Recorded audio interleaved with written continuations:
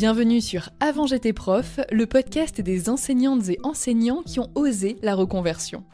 Chaque jour, jusqu'à Noël, je vous invite à découvrir une nouvelle histoire de prof-casteur ou de prof-casteuse. Vous savez, ces profs passionnés qui ont osé se lancer dans l'aventure du podcast. Inspirants, créatifs et souvent surprenants, leurs récits montrent que nos compétences de prof brillent bien au-delà de la salle de classe. Alors installez-vous confortablement et ouvrez sans plus attendre une nouvelle case de ce calendrier de l'Avent. Salut à tous, moi c'est Charlène Siffre, professeure de FLE depuis 10 ans. Je suis devenue professeure indépendante il y a environ 5 ans, un peu plus de 5 ans même, en créant mon école de langue en ligne, parce que j'avais cette soif de liberté, j'avais envie de devenir un petit peu plus libre dans mes choix pédagogiques et aussi géographiques, donc j'ai arrêté d'être professeur salarié et je me suis lancée dans le grand bain de l'entrepreneuriat. Et permettez-moi de faire une petite parenthèse ici parce que je suis en contact avec énormément de profs au quotidien, des professeurs qui travaillent à l'étranger, des professeurs qui travaillent en France, à l'éducation nationale ou pas d'ailleurs, qui sont dans des structures privées, qui sont dans des structures pour les immigrés par exemple.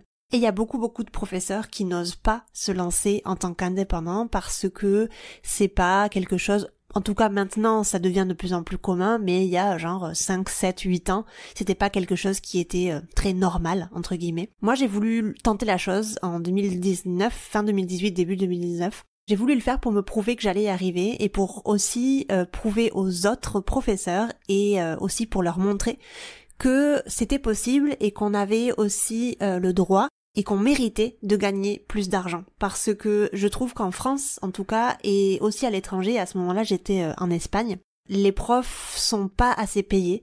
Moi quand je cherchais du travail dans des écoles privées, dans des instituts de langue, etc.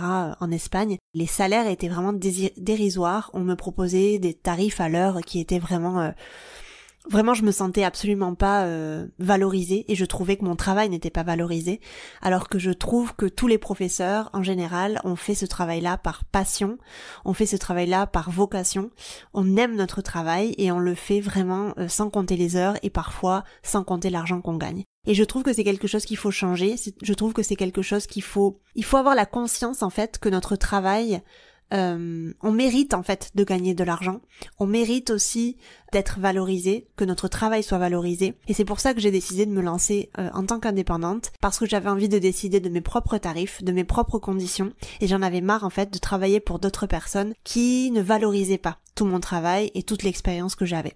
Donc je voudrais juste fermer cette parenthèse ici en te disant que si tu as envie de continuer à enseigner, par exemple, mais que tu as ce besoin-là de te reconvertir, en tout cas de sortir un petit peu du système dans lequel tu es, à l'éducation nationale ou pas, je t'invite à te poser des questions, à savoir est-ce que tu veux complètement arrêter l'enseignement, ce qui est complètement quelque chose qui...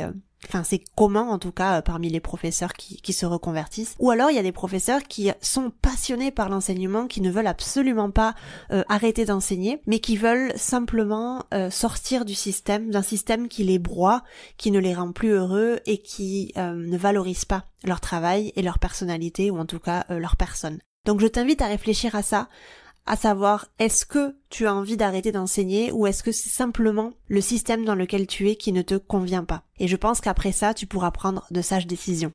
Après avoir réussi mon pari du coup en 2019 et ayant vraiment à cœur d'aider les futurs professeurs indépendants, j'ai du coup lancé en 2021 l'école des profs, un programme en ligne qui aide les profs à devenir libres et à vivre dignement de leurs cours de langue en ligne, parce que c'est toujours le problème qu'ils rencontrent. Au début, ils ont toujours ce problème-là de savoir comment vendre leurs cours, à quel tarif vendre leurs cours, et souvent ils n'arrivent pas à se dégager de bons revenus et à vivre dignement de leurs cours de langue. J'ai créé mon podcast qui a le même nom que mon programme en ligne, l'école des profs, en avril 2022. Et j'arrive pas à croire que j'ai déjà créé presque 100 épisodes. Le podcast l'école des profs sort 2 fois par mois, donc c'est un podcast bimensuel. Au début, j'avais fait une sortie hebdomadaire, donc toutes les semaines, mais je me suis vraiment rendu compte que c'était quand même pas mal de boulot. Et si je voulais bien faire les choses, il fallait que je réduise un petit peu la cadence. Dans ce podcast-là, j'y donne des conseils pour les profs, du coup les profs qui veulent devenir indépendants ou le sont déjà mais qui galèrent un petit peu et ont besoin de passer au niveau supérieur, donc ont besoin de retours, de conseils, de soutien un petit peu de la part d'autres professeurs et de moi-même. Je reçois également des invités, une fois par mois, ou en tout cas j'essaye, ou une fois tous les 2 mois. Par exemple, des anciens élèves du programme L'école des profs pour qu'ils y partagent leur succès, leur parcours, parce que je pense que c'est toujours très inspirant de voir que d'autres profs aussi y arrivent. Et aussi, je reçois des professionnels de l'enseignement qui nous parlent d'enseignement pur, donc pas vraiment de quelque chose lié au business et au côté entrepreneuriat de la chose, mais plus des professionnels de l'enseignement qui nous parlent vraiment de la classe, ou de conseils pour mieux enseigner. Au tout début, j'étais pas vraiment sûre de vouloir lancer le podcast de manière aussi sérieuse parce que je savais pas si le format allait plaire. Donc ce que j'ai fait, c'est d'intégrer des capsules audio d'une 10aine de minutes chaque fois dans mes newsletters hebdomadaires que j'enregistrais simplement, vraiment tout simplement avec mon téléphone dans une salle au calme. J'ai vu que le format plaisait beaucoup et donc j'ai décidé d'acheter un bon micro, de chercher un hébergeur pour mes podcasts et d'écrire mes premiers épisodes et du coup de les enregistrer. Et c'est vrai que les profs ont adoré, j'ai donc continué parce que moi aussi j'ai adoré et je trouve que c'est un format dans lequel je me sens hyper à l'aise. J'aime moi-même aussi beaucoup écouter des podcasts quand je promène mon chien, par exemple, quand je suis dans les transports, quand je voyage, etc. C'est quelque chose qui me tient compagnie, j'apprends énormément à chaque écoute. Et comme tous les profs, je suis quelqu'un qui a besoin d'apprendre au quotidien. Et dans mon secteur qui est la formation pour les profs, il est encore plus essentiel, je trouve, de toujours être à la page pour du coup accompagner les profs au mieux. L'école des profs a été créée par une professeure indépendante, moi, pour les profs de langue indépendants. Et c'est une des raisons pour lesquelles les profs ont confiance en ce programme. C'est pas juste un programme qui a été lancé par quelqu'un qui s'y connaît en marketing, en communication. C'est quelqu'un qui a été vraiment dans le bain, qui est professeur à la base et qui est devenue indépendante avec le temps.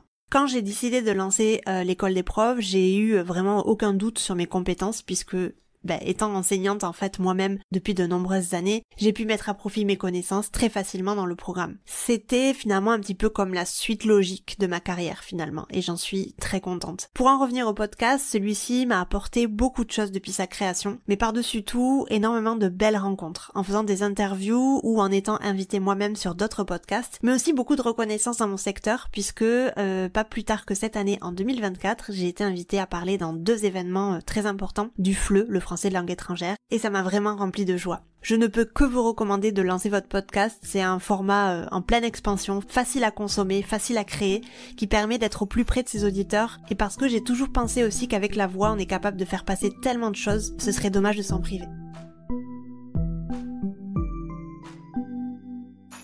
Merci d'avoir écouté cet épisode d'Avant j'étais prof.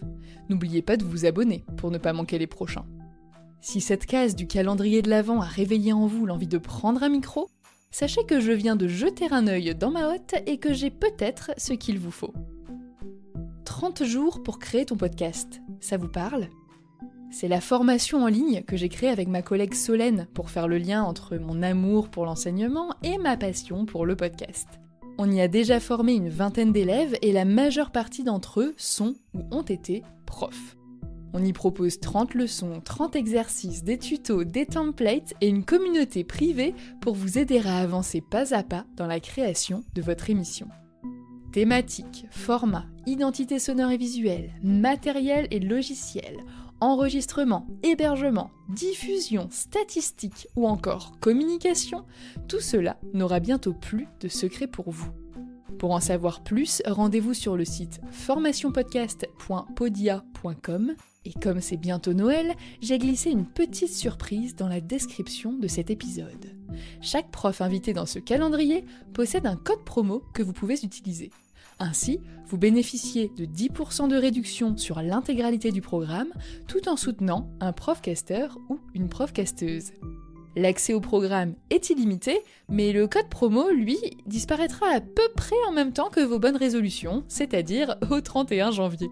En attendant, prenez soin de vous, profitez des fêtes et rendez-vous demain matin pour ouvrir une nouvelle case de votre calendrier de l'Avent.